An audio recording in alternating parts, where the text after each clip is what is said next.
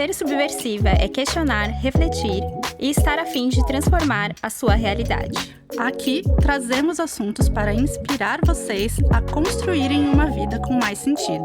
Eu sou a Camila Napolitano. Eu sou a Janaína Marim.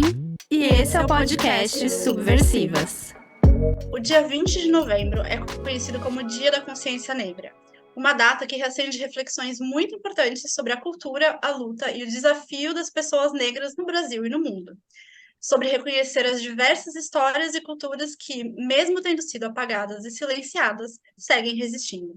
Esse episódio é um convite para uma reflexão coletiva sobre como podemos realmente colocar o antirracismo em prática, sobre ter conhecimento e a consciência dos nossos próprios atos racistas é o primeiro passo para a mudança, então esperamos que esse episódio traga uma boa reflexão para você. E para tratar desse assunto com toda a seriedade que ele merece, hoje a gente recebe Isabel Acioli, mulher, preta, professora e mestre em antropologia social. Mas antes, um recado. Se você curte o nosso podcast, se você está chegando agora e gostar desse episódio, participe do nosso Apoia-se. A partir de R$ 8, você vai ter acesso a conteúdos exclusivos e ajuda muito a gente a continuar esse trabalho, levando reflexão para outras mulheres. Dito isso, vamos ao assunto do dia. Bom, bem-vinda, Isabel. Muito obrigada por ter topado participar desse episódio. Conta um pouquinho pra gente sobre você. Gente, obrigada pelo convite para estar aqui. Eu sou antropóloga. Eu gosto muito sempre de falar assim da minha formação, porque eu sou muito apaixonada por antropologia. Sou uma mulher nordestina, sou mãe solo, sou uma pessoa com deficiência visual, eu tenho baixa visão, eu não tenho mais a visão do olho esquerdo e tenho pouco da visão do olho direito. E todas essas identidades me compõem e compõem o meu lugar de fala, né? Ou seja, a perspectiva de onde eu olho o mundo, né? De onde eu percebo o mundo, de como eu compreendo e analiso o mundo. E eu gosto muito de gente e de cultura. Então, acho que a antropologia chegou para mim por conta disso. E o meu tema de pesquisa, né, com relação à questão racial, vem muito também de me entender como uma mulher negra, de compreender o meu lugar social, né, e entender por que as pessoas me tratavam do jeito que tratavam, sabe? Então, foi muito escurecedor para mim estudar essa temática. Muito bom. E aí, assim, trazendo um pouco do que eu falei até para a Isabel antes, né?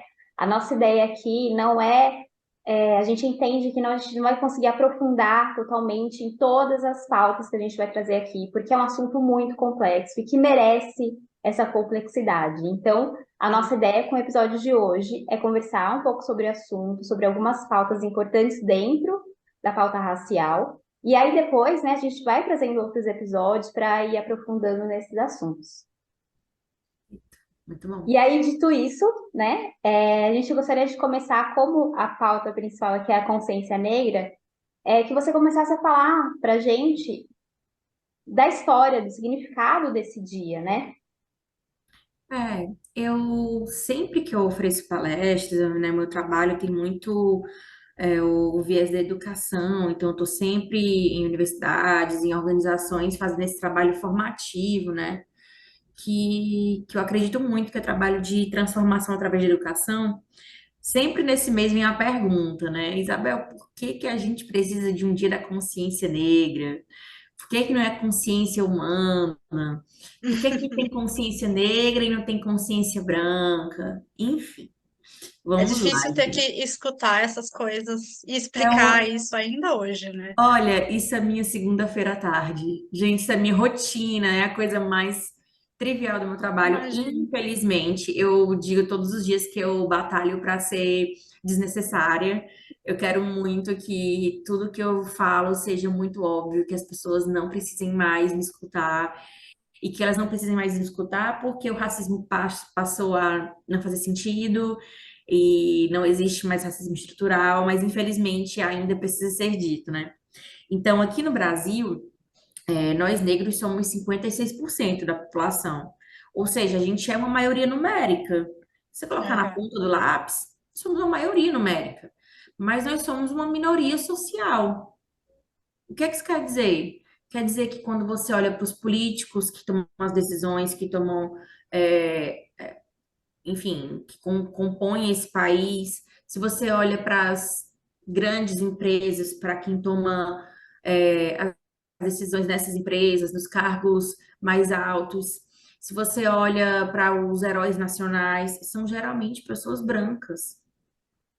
Então, a gente vive Sim. num país de maioria negra, mas com uma cultura embranquecida, né?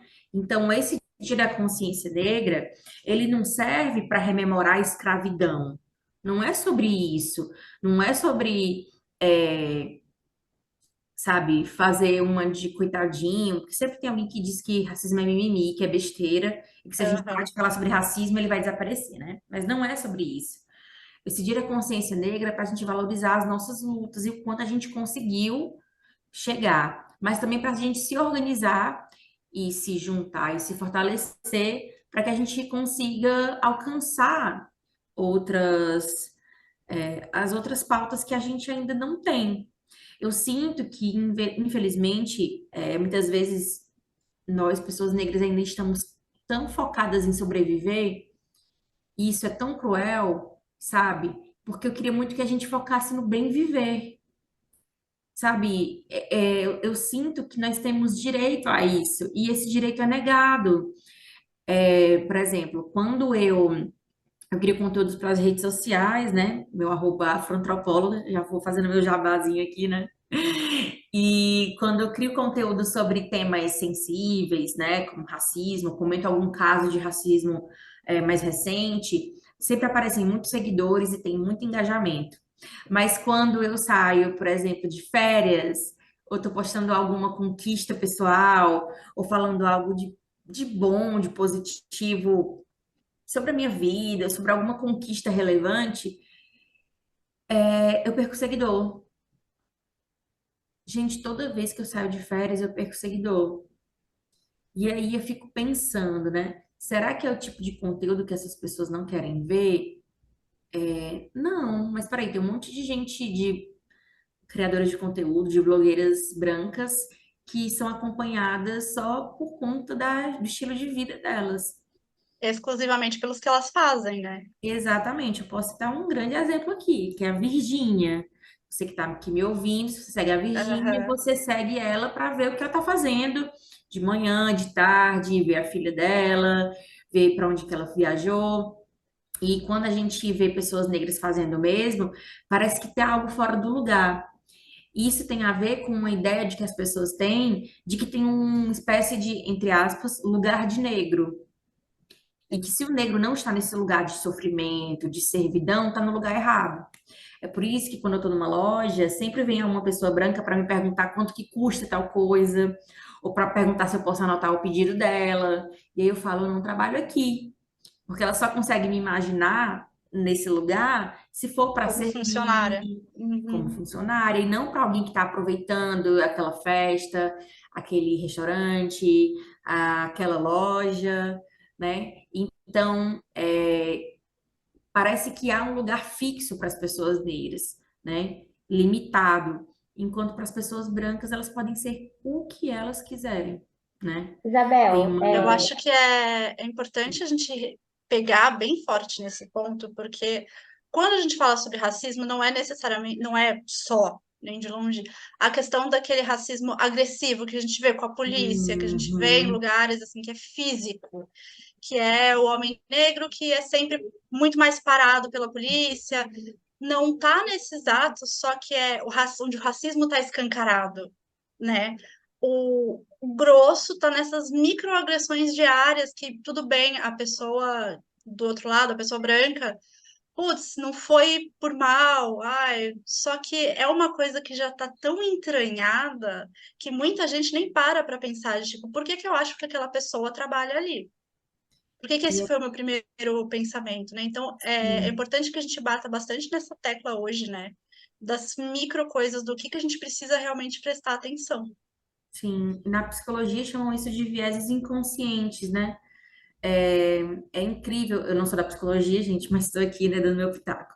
É, é incrível como muitas vezes as pessoas incorporam, né, introjetam uma série de costumes, de preconceitos, e elas às vezes não compreendem que estão reproduzindo isso, né? E à medida que elas reproduzem certas práticas, como por exemplo, quando eu passo na rua, vem uma pessoa, uma mulher e segura a bolsa mais forte. Minha senhora, o que o seu povo me deve não cabe nessa bolsa. Dá vontade de dizer isso. Mas, enfim, essas pessoas fazem isso e não percebem que elas estão ferindo as pessoas negras que estão se sentindo menosprezadas. Eu me lembro muito, assim, de ensinar para meu filho é um adolescente negro de 17 anos, 1,80 m, 100 quilos. Ele é um homão, assim, já. E aí eu lembro de falar para ele, ter que alertar ele de que talvez as mulheres sentissem medo dele andando na rua, de que talvez as pessoas brancas sentissem medo dele andando na rua, e que se ele estivesse voltando lá da academia de noite, que ele reduzisse o passo, ou então ultrapassasse a pessoa para que ela não se sentisse ameaçada, não se sentisse seguida. Eu falar isso pro meu filho, que gente, o Vinícius é um nerd fofo, tipo, ele é um menino muito legal, assim, divertido. É muito triste ter que falar isso pra ele, entendeu? É muito cruel, é muito desumano ter que dizer, olha, as pessoas sentem medo de você. E ele fala, mãe, por quê? Entende? Então, Sim. nós negros não morremos só de tiro, de violência policial. Se você for procurar qual é a faixa de maior incidência, né, de suicídio no Brasil, são homens negros, são homens jovens negros, né? Então, isso machuca a gente, né? Inclusive, é muito comum também encontrar pessoas da psicologia que muitas vezes são pressionadas pelos pacientes negros que dizem assim: você não está dando conta do que eu tô querendo dizer, né? Então é uma coisa interessante, assim, de perceber também nas minhas alunas, assim, principalmente. É importante a gente falar isso também, porque quando a pessoa diz assim, Isabel, mas eu não tive a intenção. Gente, desculpa, mas se você cometeu um crime sem intenção, você ainda vai ter que responder pelas consequências dos seus atos. Então, mesmo sem a intenção, a ferida tá ali. Você Exato. provocou.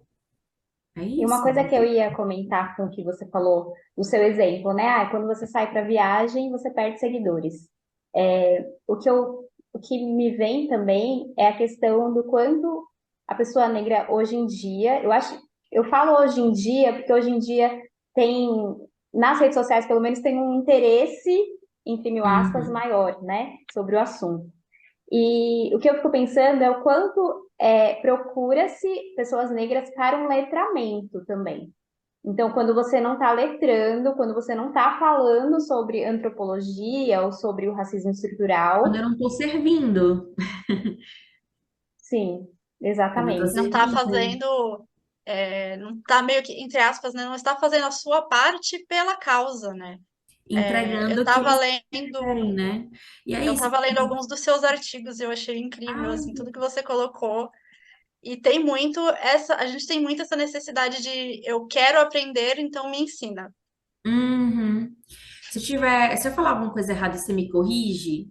Não, eu tenho uma vida super atarefada, eu não tenho como ficar te vigiando, sabe? Eu tenho mais o que fazer, eu tenho filho para criar, eu tenho uma cerveja para tomar, eu tenho um banho de piscina para tomar, entendeu? Então eu não tenho tempo. Eu quero fazer minha unha, sabe? Eu não hidratei meu Uhum, cabelo. Então tem tantas prioridades na frente de te dar uma aula de graça, né? Inclusive eu comecei a fazer esses cursos de letramento porque meus amigos brancos da faculdade me perguntavam um monte de coisa. E quando eu vi, eu estava dando aula de graça. Eu falei, não, gente, peraí, sou professora, eu não posso trabalhar de graça desde 1888, né? Não trabalho mais de graça. De vez em quando vem alguém também com, eu sou dona de uma empresa, eu queria te levar lá. Eu disse, beleza, eu te mando o orçamento, me fala seu e-mail. Você cobra? Sim, eu Claro, cobro para trabalhar. olha Acredita? só. Você acredita que eu cobro para trabalhar? É Que surpresa, verdade. não é mesmo? Pois é, e às vezes as blogueiras reclamam, né, de, ai, permuta, é muito ruim trabalhar em troca de um produto que a empresa vende. Imagina trabalhar em troca de nada. Nada. Então, assim, é bem difícil. Eu sinto que as pessoas, geralmente pessoas brancas, elas estão sendo pressionadas a tomar uma consciência racial, e consciência racial para gente branca é, muitas vezes, ter consciência de quem ela está descendendo, né? Ter consciência do privilégio que ela tem, né? Consciência negra é ter orgulho da nossa negritude, e consciência Sim, branca é ter consciência do quanto você foi opressor, do quanto você foi privilegiada. E isso não é confortável, mas também não é confortável para as pessoas negras. Ah, Isabel, é porque ler sobre branquitude, sobre privilégio branco é muito desconfortável. Imagina se uma pessoa Imagina para amado. vocês. é. Então, assim, é isso aí, sabe? Tem muita gente branca que, quando se engaja na luta antirracista, fala assim: ai, que é muito desconfortável. Ai, agora as pessoas brancas não querem mais ser minhas amigas, as pessoas negras ainda me olham desconfiada, eu me sinto sozinha.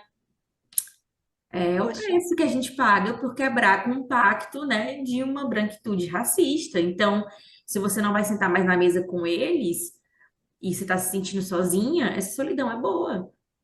É o famoso antes só do que mal acompanhado, né? Já, vovó já sim. dizia. E Isabel, a gente já está falando sobre isso, né? Mas para a gente deixar Aham. aqui pautado mesmo, o que que seria esse racismo estrutural, né? A gente fala, a gente vê aí nas redes sociais, racismo estrutural, a gente começa a ter interesse sobre isso, mas o que que seria realmente, né, para as pessoas que não sabem? A gente já falou um pouco, né, sobre isso, mas enfim. Camila, muito bom essa pergunta, porque racismo é uma coisa que todo mundo acha que sabe, e se você pede para explicar, ela não sabe. Ninguém sabe. Que é o seguinte, todo mundo acha, o senso comum, que racismo é xingar uma pessoa negra, é, sei lá, bater numa pessoa negra por conta da cor dela, né? Um jogador de futebol negro jogar uma banana no campo. Gente, isso é uma expressão do racismo. Mas um racismo, segundo o professor Silvio Almeida, né, agora nosso ministro dos Direitos Humanos, ele diz no livro dele, Racismo Estrutural, que o racismo é um processo social, histórico e político que se perpetua ao longo de séculos, que começa lá na época da colonização até hoje. Então, o racismo é todo um processo que vai colocar pessoas negras em situação de desvantagem e pessoas brancas em situação de vantagem, certo? E aí, como que a gente vai ver isso? A gente pode ver isso, por exemplo, em qualquer estatística social que você procurar. Você pode procurar estatísticas sobre moradia, educação, saneamento básico, acesso à universidade, acesso a bens de consumo. Eu vi de desses, era uma pesquisa dessa que falava sobre acesso a tratamento odontológico. Enfim, qualquer pesquisa dessas que vai fazer um recorte racial, ela vai mostrar que pessoas brancas estão em vantagem e pessoas não brancas, né? Qualquer um que não seja branco vai estar em desvantagem. Então, o racismo, quando a gente diz que ele é estrutural, eu estou querendo dizer que ele organiza a sociedade brasileira. Ele determina qual é o lugar dos negros e qual é o lugar dos brancos, né? Então, por exemplo, quando eu estou chegando numa empresa muito chique, num lugar muito, sabe, metido a besta, nessas grandes avenidas Faria Limers, enfim, a pessoa da recepção me encaminha, me aponta o elevador de De serviço. serviço. Ela acha, por algum motivo, que a gente não sabe qual é, que o meu lugar é o lugar do serviço, né? É um lugar que tem que estar, inclusive, separado dos outros, que é para não contaminar. Então, imaginem aí, E como é que essa pessoa adivinha isso em situação, em fração de segundos, enquanto eu dou ali meu documento para ela me deixar entrar? Ela vê pela cor da minha pele. Ela não Sim. olha, por exemplo, para minha bolsa, para o meu sapato, para minha roupa. Eu posso estar vestida do jeito que for. E É a ainda primeira assim, coisa que ela, a única coisa que ela enxerga, né? Não é nem a é o primeira, que é ela a única. enxerga. É tanto que às vezes, né, eu lembro até de um caso que eu ouvi, que era uma menina negra que tinha uma condição de vida muito boa, e ela estava com uma bolsa de marca, e inclusive estava falando sobre esse mercado de bolsas de marca, que agora tinha muitas mulheres comprando bolsas de marcas famosas para investir, e eu nem sabia disso, enfim, ela estava lá falando de algo que era, inclusive, em questão de classe, bem diferente da minha realidade. E ela falou que ela só não gostava de sair muito com as bolsas dela para os lugares, porque as pessoas perguntavam se era falso. E ela sempre tinha que levar uma espécie de Selo de certificado, autenticidade. selo de É, autenticidade, porque as pessoas não acreditavam que ela tinha condição de comprar aquilo. E aí tem outra coisa, né? Que aqui no Brasil sempre tem alguém progressista que diz assim: não, Isabel, a questão do Brasil não é raça, aqui todos somos iguais, todos somos mestiços. A questão aqui é de classe, de dinheiro. Social. Jura? Gente, vocês conhecem pessoas negras que são ricas e que continuam sofrendo racismo? Eu conheço. Eu conheço e claro que uma coisa está encrunhada com a outra, né? a gente pode lembrar, por exemplo, do Vini Júnior, do Neymar. São negros, têm muito dinheiro e sofrem racismo, entende? Sim. Então, o dinheiro não embranquece. O dinheiro não embranquece. Infelizmente, não é só uma distribuição de renda que vai ajudar. É tanto que aqui no Brasil, a desigualdade racial veio antes da social, né? Veio antes da desigualdade de classe, na verdade. Sim. Antes de É, existirem classes sociais, existia já o racismo, sim. dizendo quem era valoroso e quem não era, né, gente? É, o racismo veio para o Brasil junto com a galera de Portugal, né? Foi Sim. basicamente aí que a gente começou essa construção do que é o racismo estrutural. Chega os brancos, europeus, nossos, né, cara? Eu não sei se a gente não é descendente, né? É ascendente. É descende a quem vem depois, mas enfim. É. Nossos antepassados chega aqui e fala tudo que não é do nosso padrão, logo, portanto, é inferior, é escravizado, Uhum. e como nós conseguimos a partir disso, né? E aí acho que é legal a gente começar a pontuar também que a gente sabe que o Brasil é um país racista, mesmo tendo boa parte da sua população, 56% sendo pessoas negras. E tem um levantamento chamado Percepções sobre o Racismo no Brasil, do IPEA, que mostra que 81% dos brasileiros consideram que né, o Brasil é um país racista. Mas, quando perguntado se são racistas, só 11% admitem ter atitudes que se configuram racismo. Então, tem alguma coisa muito errada Onde nessa conta, estão, né? né? Onde está? Cadê? Conta É não que nem fecha, aquela né? A conta não pesquisa fecha. que todo homem conhece um cara, uma mulher que já foi abusada, mas ninguém conhece um homem que abusou.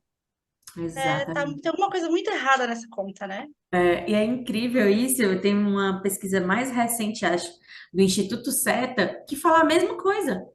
Ou seja, tem esse dado está sendo confirmado ano após ano, sabe? E o que é incrível é que se você não reconhece que você tem posicionamentos ruins, se você não reconhece que sim, você tem atitudes racistas, como que você vai corrigir?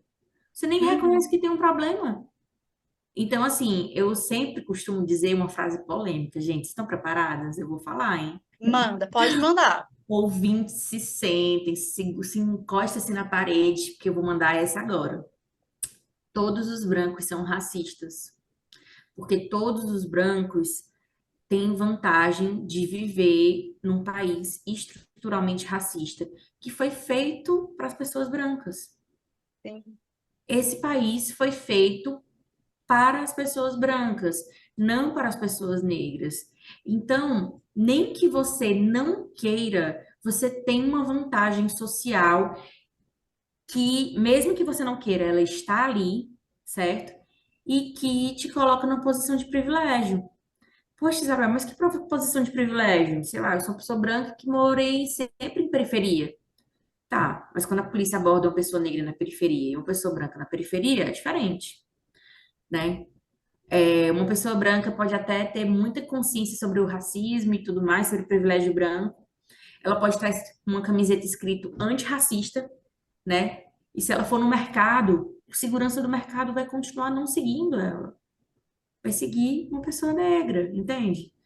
Então, o primeiro ponto para mudar uma ideologia racista é admitir que essa ideologia existe e está introjetada nas pessoas brancas, inclusive você. Sim, O sim, problema é que aqui no Brasil, como o racismo é um tipo penal, né, é crime, né, imprescritível, inafiançável, tem muita gente branca que fica com medo, né, de dizer, poxa, eu sou racista, será que eu estou admitindo um crime e não sei o quê? Gente, fique tranquilo, infelizmente aqui no Brasil, raramente alguém é preso, condenado, julgado, cumpre pena de prisão por racismo. Eu, infelizmente, não conheço ninguém que cumpriu pena de prisão por racismo.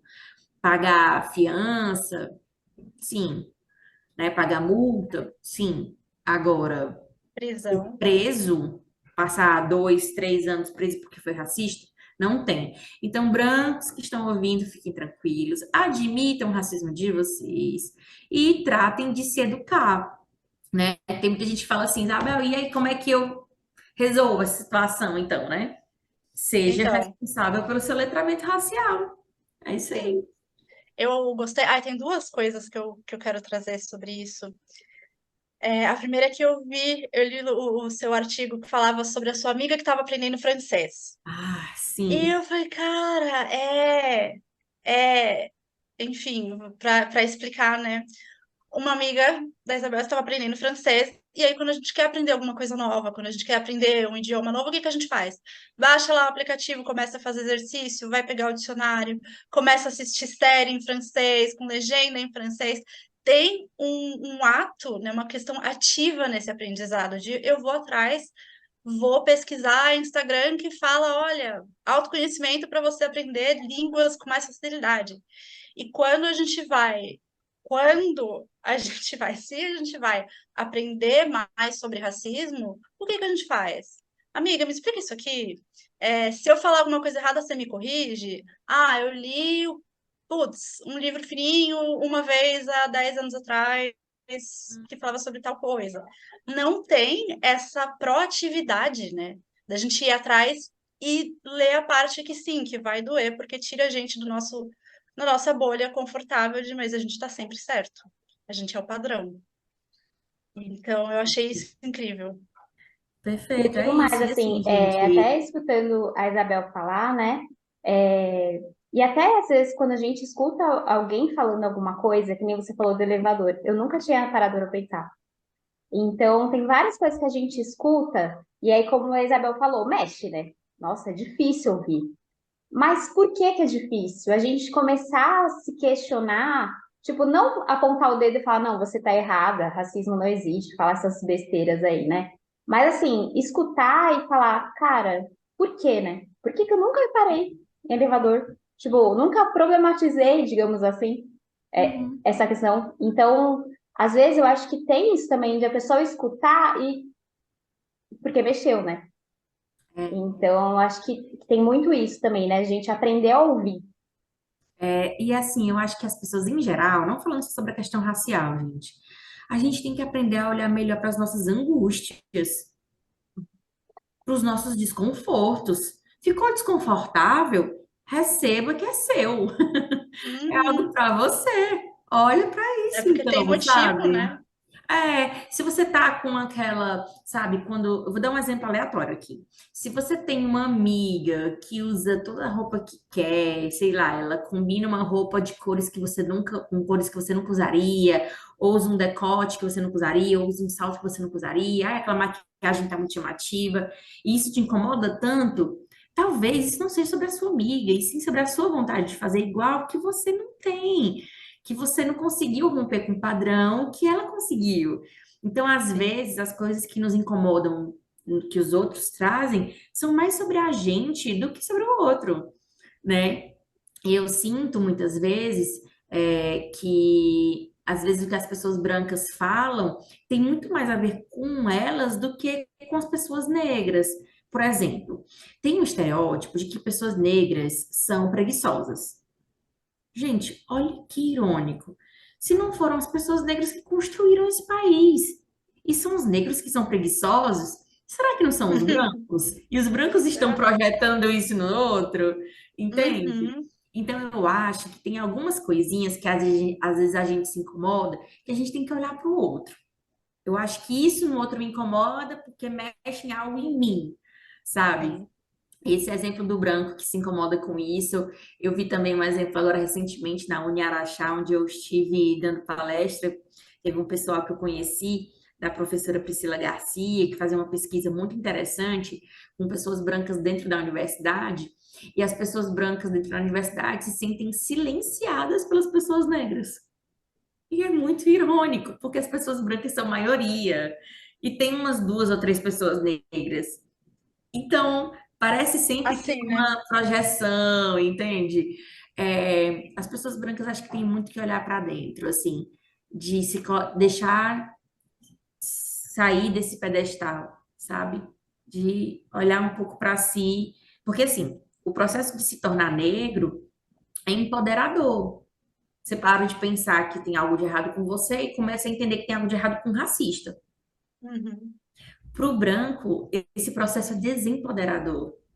Porque ele para de se achar o centro do universo e começa a achar que, opa, talvez eu não seja uma pessoa de sorte, talvez eu seja só privilegiada, Como assim, eu não talvez sou eu uma não... pessoa de sucesso porque eu trabalhei muito duro, e beleza, pode ter trabalhado muito duro, Exatamente. mas Exatamente. Talvez esse emprego tenha mais a ver com os contatos que o meu pai tem do que com a minha superabilidade em comunicação, por exemplo, entendeu?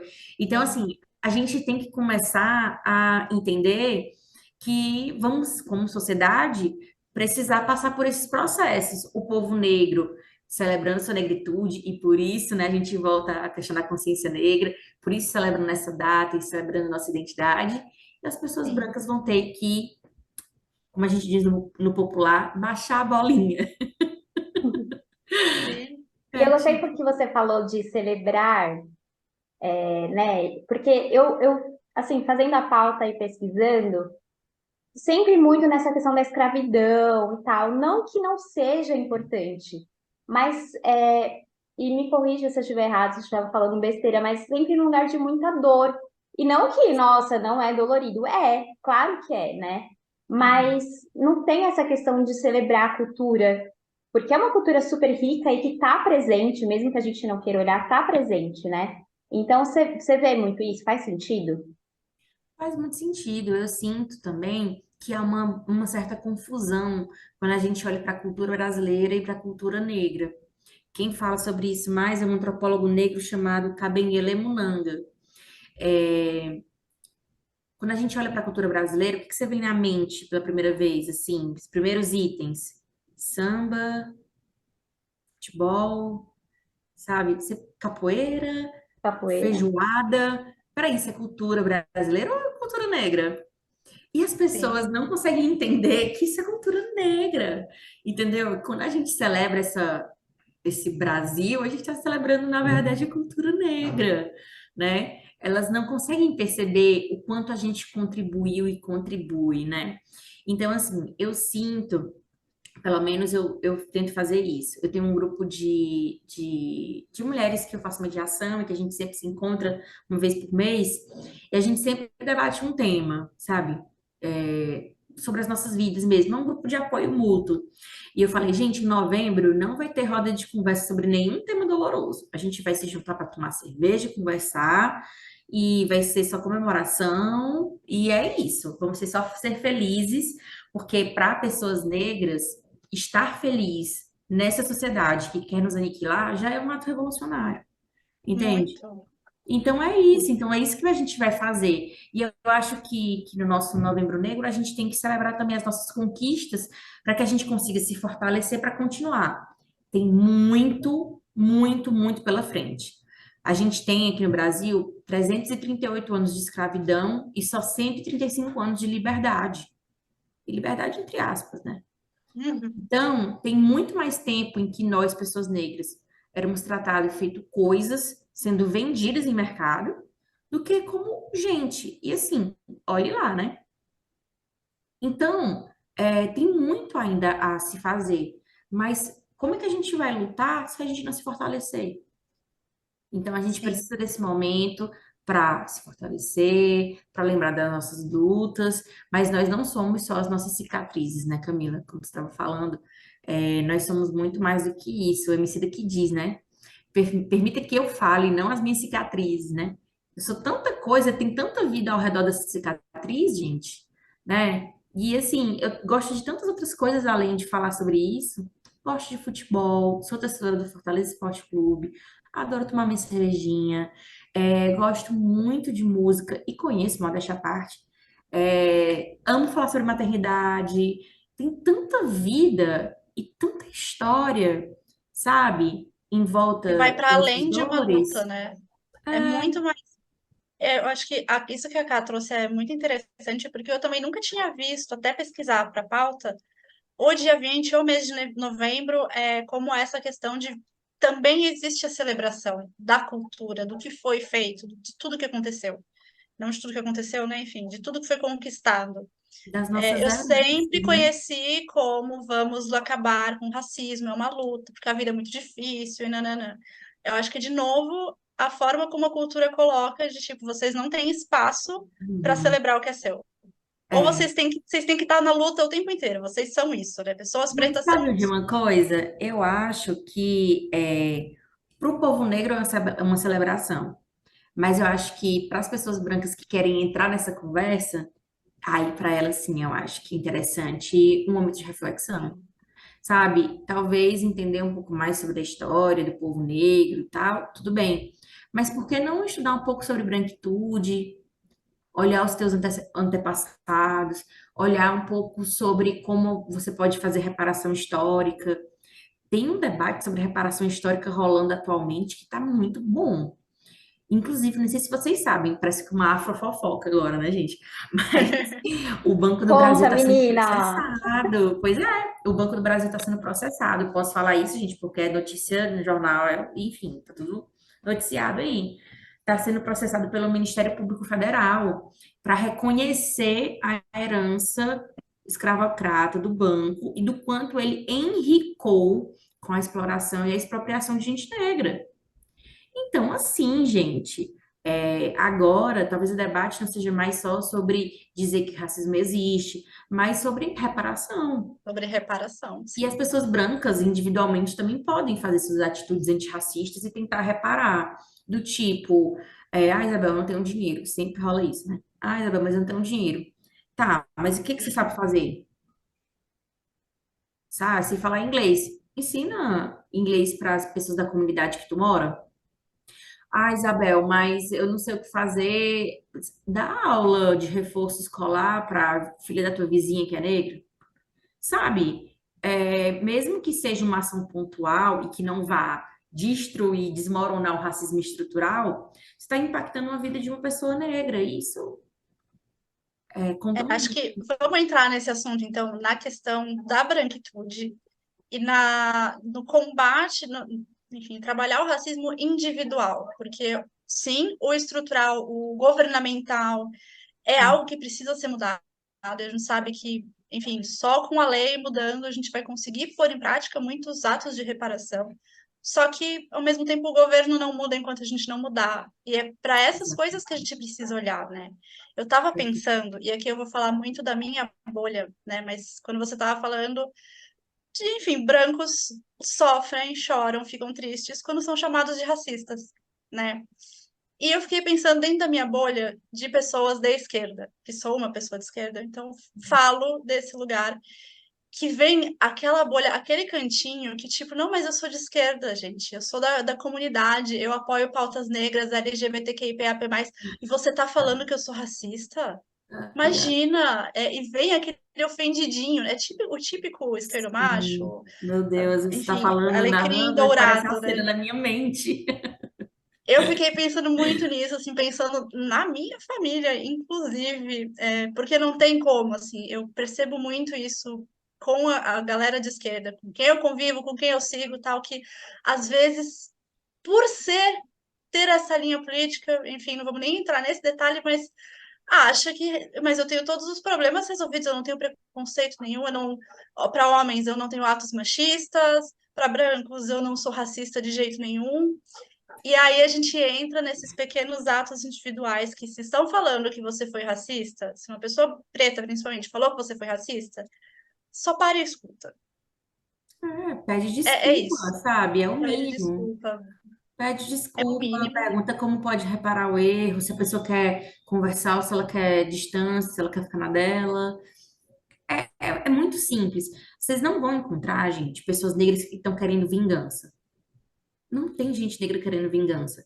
A gente só quer justiça social, E reparação. aquilo ainda bem, né? Porque se tivesse, a gente tá Pois é, ferrado. eu não ia falar nada, mas já que você disse. Mas Mas é. gente, é isso. Então, assim, eu sinto que, primeiro de tudo, né? O que é branquitude? Branquitude não é um sinônimo para conjunto de gente branca. Branquitude é um conceito que fala sobre esse espaço de poder que pessoas brancas ocupam. Pessoas brancas têm o poder, mesmo aquelas que estão numa situação de vulnerabilidade social, como morando debaixo da ponte, em situação de rua, sabe? Então, tem até uma pesquisa da Lia Weiner Schuckman, que é uma antropóloga, aliás, antropóloga não, psicóloga social branca, que ela fala o seguinte, que ela pesquisou com pessoas brancas na cidade de São Paulo, e ela conversou desde famílias super ricas, quatrocentonas, ricas há séculos, e gente branca em situação de rua. E ela perguntou para um desses homens brancos em situação de rua qual era a diferença entre ele e as pessoas negras que estavam ali, né, com ele, vivendo ali na praça. E ele falou o seguinte, que a diferença é que ele podia ir no banheiro do shopping, e as pessoas negras não podiam, porque o segurança do shopping não identificava ele como uma ameaça. Usar o banheiro do shopping, gente, não é um privilégio para nós. Mas naquele contexto, é um privilégio que garante dignidade para você não ter que fazer suas necessidades na rua. Então, é uma baita diferença, entende?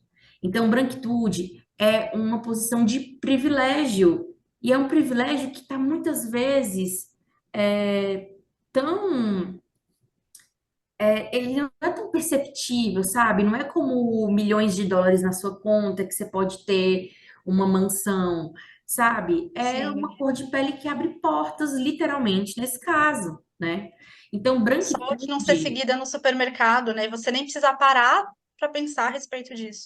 nossa, meu noivo é um homem branco. No mercado, ele às vezes está apressado, aí ele paga e sai andando. Eu falei, Murilo, espera a nota fiscal. Aí ele, pra quê? Só esse pra quê já diz que ele nunca vai ser parado no final pelo Ele segurança nunca do mercado. precisou parar para pensar nisso, né? E aí eu sempre espero a nota fiscal. Por quê? Porque já aconteceu comigo, do cara falar que eu tava roubando, querer me levar para uma salinha, querer conferir minha nota fiscal com as minhas compras dentro da sacola. Entendeu? Então, o mero fato dele sequer entender o que é isso já é um baita privilégio. É você não ser exposto a uma série de violências que são simbólicas, que ferem o seu emocional, o seu psicológico, né? Então, assim, é muito grave. As pessoas não fazem ideia disso, sabe? Enfim, eu sinto que a branquitude é esse lugar de poder e que as pessoas brancas que estão nesse lugar, elas têm que começar a questionar isso. Do tipo, você foi convidada para uma palestra, né, na universidade que você estuda. E aí você entrou lá no auditório, viu que tem uma mesa zona com várias cadeiras. E só tem gente branca nessas cadeiras. O que é que você faz? Se retira. Se retira. Não, porque não tem nenhuma pessoa negra aqui, não tem nenhuma pessoa indígena aqui, então eu não vou ficar. Porque eu não sou uma pessoa que apoia a supremacia branca. Sim. Simples. Mas tem pouca gente com essa coragem. Essa é a questão. Tem poucas pessoas brancas com essa coragem. E aí tem vezes que o povo fala assim, ah, Isabel, você acha que tem que ter, tem como existir aliados brancos? Gente, eu quero muito que dê para existir. O problema é que eles são raríssimos. Então, eu quero muito que exista. Mas a gente só descobre quem é aliado através das atitudes. O Sim. antirracismo não é um certificado que eu dou para um aluno e aconteça o que acontecer, o certificado dele está garantido. O antirracismo é uma ação, sabe? É tipo tomar banho. Você passa 2 dias sem tomar banho, já tá sujo. Vai fazer de novo, vai tomar banho de novo, sabe? É uma ação que tem que ser cotidiana. Então, eu sei que são meus aliados brancos à medida que eles andam comigo e que eles sangram comigo. Se não tiver comigo lado a lado para comer essa bronca, como a gente diz popularmente, bicho, não é meu aliado. É só colocar quadrado preto no Instagram e um hashtag antirracista não te faz Black, antirracista. Black Lives Matter, né? Não te faz antirracista. Acho que é Eu tão importante, por isso que a gente trouxe no começo essa questão de ir para a ação. Porque discurso a gente vê bastante, internet, né, gente? Como é que a gente chama? Ativismo de sofá, ativismo pelo celular. É muito fácil. Gravar um podcast é muito fácil. Estudar para pauta e tudo mais. Mas, por mais, né, que seja importante a gente levar esse tema para frente e tal, mas é de entrar na ação. Estudar ativamente, ir pesquisar ativamente, pensar, acho que em coisas até pequenas, né? Mas, por exemplo, qual é o nome das pessoas negras que você admira? Pode ser artista, cientista, professor, filósofo. Quem são as pessoas negras que você admira, que você consome conteúdo, que você Até que você escuta, confia, sabe? Porque que muitas vezes você a confiança é confia? branca. Você só confia em gente branca e você nem se toca. Tarefa Uhum. de casa, a professora sempre, meu Deus, eu não tenho como, gente. A professora sempre está aqui. Tarefa de casa para quem está me ouvindo. Faz uma lista com o nome das pessoas que você confia. Quantas delas são negras? Seja sincero com você. Eu não vou ver sua Sim. lista, não vou te julgar. Seja sincero com você mesmo, sabe? E veja quantas pessoas brancas você confia e quantas pessoas negras você confia. Você vai perceber que a confiança é branca. É incrível isso. Isso principalmente pra gente branca. Quando é pra gente negra é o inverso, né? Sim. Nesse processo Parar de para tomar consciência, nesse processo de tomar consciência, é muito interessante que a gente comece a reparar nessas coisas, e são coisas que a gente nunca reparava antes, né? Eu, como mulher branca, Sim. hoje em dia, quando eu saio, eu vejo que, infelizmente, sei lá, você vai numa balada, você vai num bar, as pessoas negras estão servindo. Ou, Hum, isso no carnaval, para mim, ficou muito nítido, assim. Todos os lugares, infelizmente, que eu vou, mas no carnaval ficou muito nítido. Tipo, pessoas limpando rua. Não que esse trabalho seja indigno, mas, assim, você vê que as pessoas brancas estão se divertindo, né? Então, eu acho que quando você começa a tomar consciência, eu, como pessoa branca, é, você começa a reparar coisas que você não reparava antes, né? Que Sim. é isso. Onde que você está vendo onde estão as pessoas negras? Tem pessoas negras ao seu redor, sabe? E é o que a gente falou antes, vai machucar, vai doer, mas é é. para doer mesmo. E tem até o teste do pescoço. Pra quem não conhece, o teste do pescoço é quando você chega num lugar, restaurante, shopping, festa de um amigo, e você estica o seu pescoço para procurar onde é que estão as pessoas negras e o que é que elas estão fazendo. Estica o seu pescoço e faz uma varredura do lugar. Cadê as pessoas negras? Estão só servindo e as pessoas brancas só sendo servidas? Gente, que lugar é esse? Sim. Um país 56% negro? Não dá. Então, assim, eu sinto que a gente ainda tem muito a caminhar. E tudo isso passa por um processo de letramento racial, né? O que é esse letramento racial? É o que a gente está fazendo aqui agora, debatendo esse tema e aprendendo juntos enquanto a gente conversa. Mas o letramento racial é um conceito, né, criado pela Frances Twine e traduzido para o português pela Lia Weiner, que vai dizer que é um conceito tanto teórico quanto prático para a gente pensar o antirracismo individualmente. Então, você tem que observar quais são os seus privilégios, você tem que agir à medida dos seus privilégios, você tem que começar a dar o nome certo para as coisas, sabe? Não é piada, é racismo recreativo, né? Começar a dar o nome certo para essas coisas quando elas acontecem, e agir, né? Não é só saber identificar o racismo quando ele aparecer na sua frente, mas tomar atitudes para que, sabe, isso não ocorra, não é aceitável, né? E É, eu acho que é, é muito importante a gente falar também, entre tantas coisas, sobre colorismo, né? Porque é uma das coisas que é, as pessoas não percebem, mas eu sei que pessoas pretas percebem. Certeza. Porque eu já conheço pessoas que são pardas e aí elas não conseguem entender qual que é o lugar delas, porque para pessoas pretas ela não é tão preta, e para pessoa branca ela é uma pessoa preta. Então, eu sei que é impossível falar isso de maneira rápida, porque, enfim, é muito complexo, muito profundo. Mas fala um pouquinho pra gente sobre colorismo.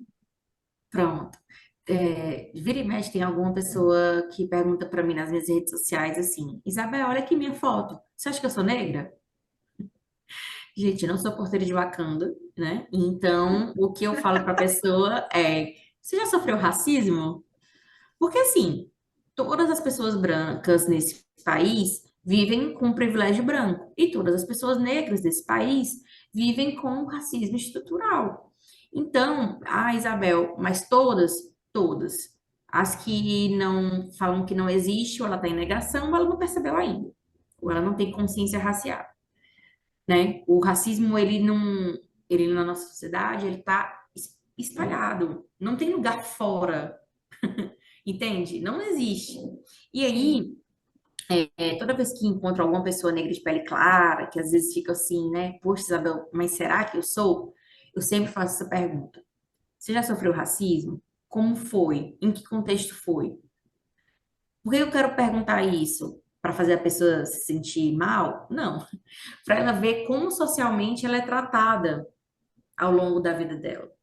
Então, se ao longo da vida dela ela foi percebida pela professora, pelos coleguinhas, no mercado de trabalho, no mercado afetivo, amoroso, sexual, ela foi percebida como pessoa negra, ela teve uma trajetória de vida marcada pelo racismo.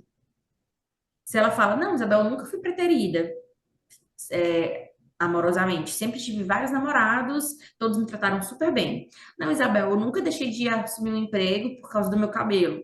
Não, Isabel, eu nunca tive nenhum problema na escola, eu nunca fui subestimada na escola. Então, você tá com uma trajetória de vida branca. Se a cor da sua pele não foi um problema, então, provavelmente sua então, trajetória de vida é branca e você é uma pessoa branca. E aí, o colorismo, né, que a Camila tá falando, é como se a gente imaginasse uma régua em que num lado da régua, numa ponta dela, tá o branco branquíssimo, pálido, e na outro lado da régua tá um negro de pele mais escura, de pele mais retinta, mais pretinho. Só que tem 1.000 tons, né, ali entre essa régua, né? É tanto que tem alguns apelidos racistas que falam assim, eu lembro, eu assisti esses dias o filme do Mussum e um homem negro de pele escura era chamado de meia-noite. Meia-noite é muito escuro. 18 horas, aí você já é claro demais. Entendeu? Então, até internamente, as pessoas negras, às vezes há um tipo de diferença de tratamento. Por quê? aham, Porque quanto mais escura é a sua pele, mais facilmente você é acertado pelo racismo. Mais facilmente o racismo te encontra, né? Aqui no meu estado, isso tem diferenças, inclusive, regionais. Vocês sabiam que aqui no Brasil, o Brasil é tão grande que a gente tem diferenças regionais. No sul do país, as pessoas negras são mais retintas, na Bahia também, no Rio de Janeiro também. Mas aqui no meu estado, em outros estados aqui do Nordeste, a miscigenação e o apagamento foi tão grande que as pessoas negras que sobraram são as pessoas negras de pele clara, porque as pessoas negras retintas nem estão mais aqui. sim. E o meu estado é esse, né? O meu estado é Ceará. E eu sou uma pessoa negra de pele clara, que em outros estados é vista como, né, afrobege, mas aqui no meu estado eu sou inegavelmente negra. Então, até para a gente pensar como há umas diferenças, né? culturalmente falando, de estado para estado aqui no Brasil. Já que a gente está falando tanto sobre ação, né? Então, e aí aqui eu como mulher branca, é complicado perguntar isso, enfim, eu sei, mas o que que a gente pode fazer na prática para combater o racismo como indivíduos, né? A gente já pontuou muita coisa, mas vamos dar uma pincelada, vamos bater os pontos de novo, porque Bom, nunca é pouco, né? Para a gente aprender é finalmente. verdade. Um passo a passo, gente, importante. Primeiro ponto para as pessoas brancas é entender que você foi criada em uma sociedade racista e que você, no seu piloto automático, é racista. Então, entenda, você foi criado para isso e todos os dias da sua vida você vai ter que desligar esse piloto automático. Poxa, Isabel, todos os dias? Sim, igual a mim, todos os dias. Todos os dias eu tenho que me convencer de que o que o racismo falou para mim é uma mentira e que eu sim sou uma pessoa de valor, uma pessoa capaz. Então você, pessoa branca, também tem que fazer isso. E aí, pensar a partir dos lugares em que você ocupa. Na escola, na faculdade, quem são as pessoas negras do seu convívio, quem são seus amigos negros, pensar no seu local de trabalho, sugerir coisas como, poxa, gente, vai chegar aí o 20 de novembro, a gente não vai fazer nada.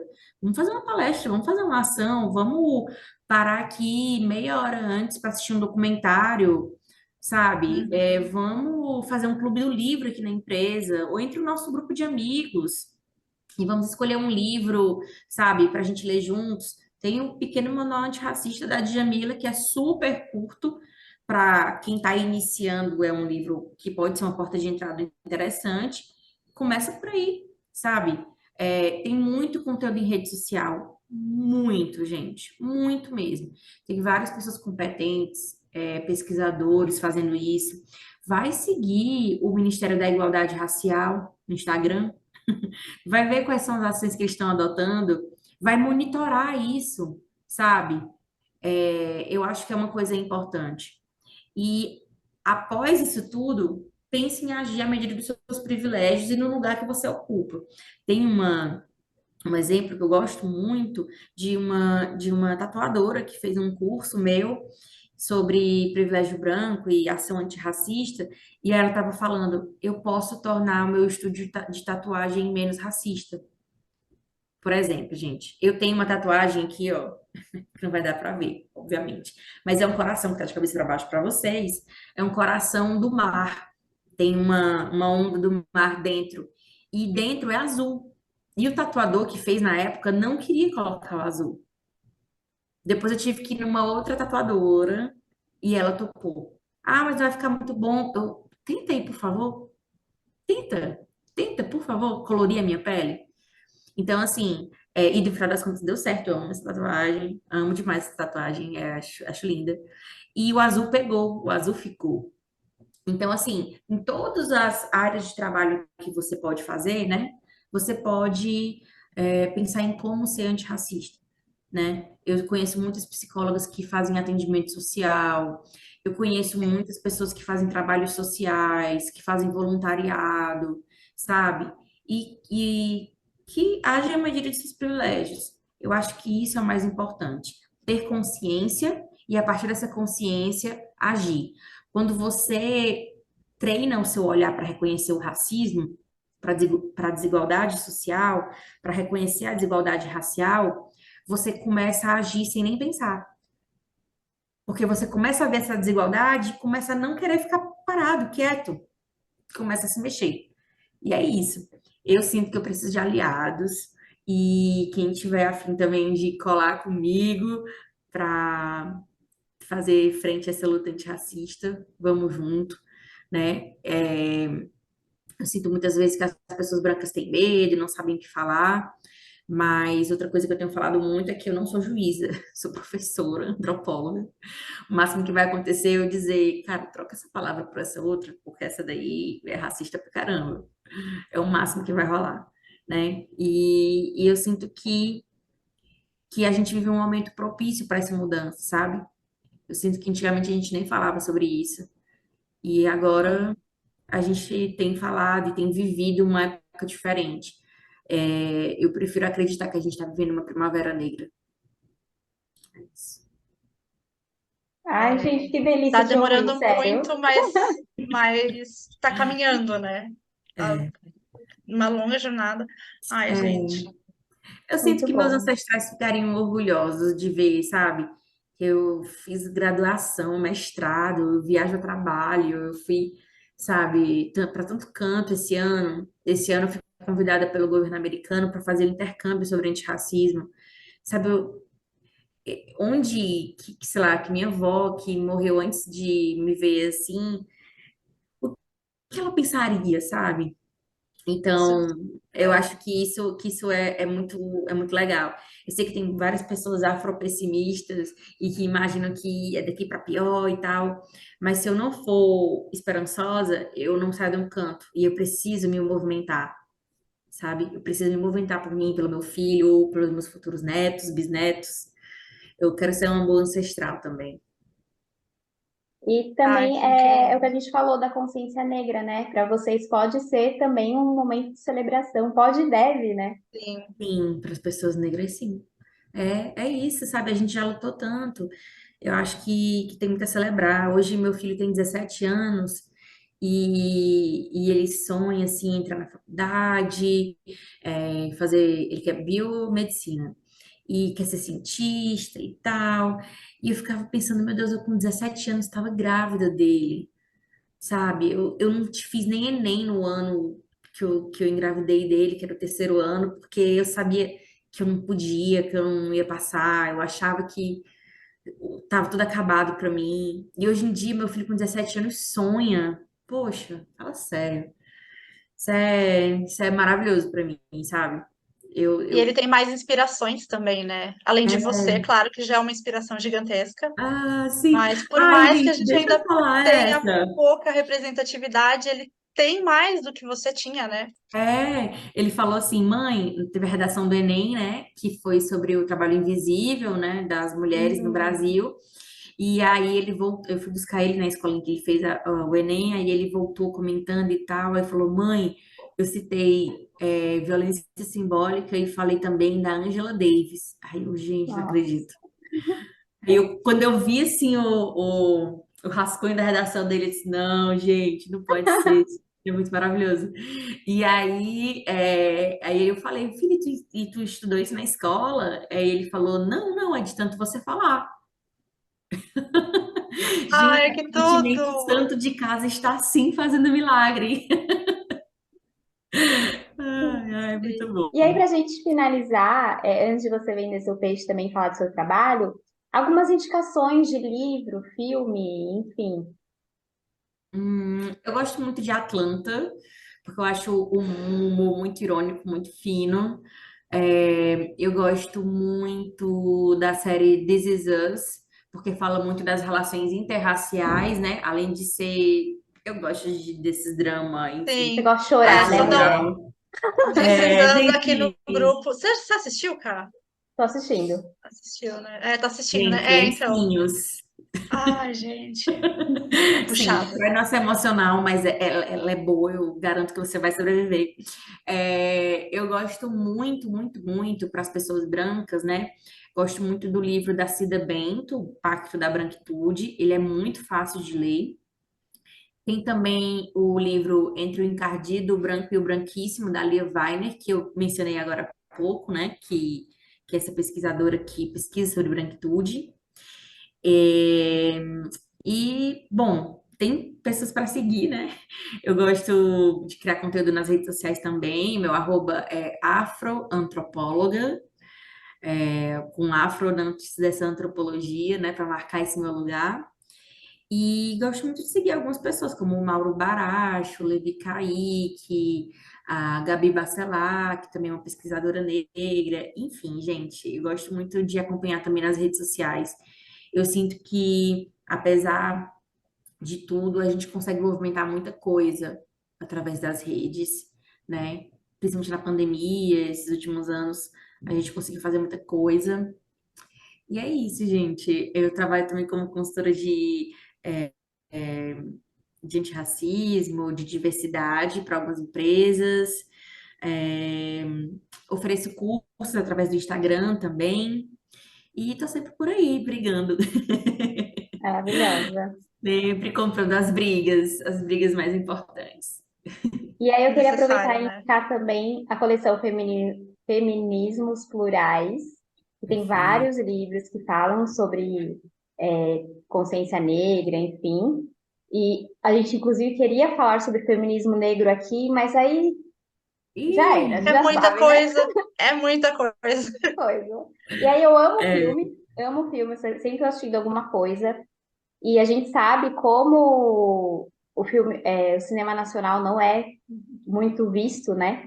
Principalmente quando tem atores negros, quando são protagonistas. E eu assisti um filme que chama M7, e, cara, eu nunca mais esqueci esse filme, assim, eu achei ele muito profundo. Foi o filme, assim, que deu aquela incomodada, que, tipo, nossa, eu chorei horrores no final, assim, porque é um filme que traz incômodo, mas foda, muito necessário, É. assim. Tem o Então, fica Medida a minha indicação. Provisória também, que é muito bom, né, do Lázaro Ramos, Sim, que é uma coisa meio distópica, assim, sabe? Já imaginou se todos os negros brasileiros tivessem que voltar para o continente africano? E aí parte desse mote, assim, para pensar um monte de coisa.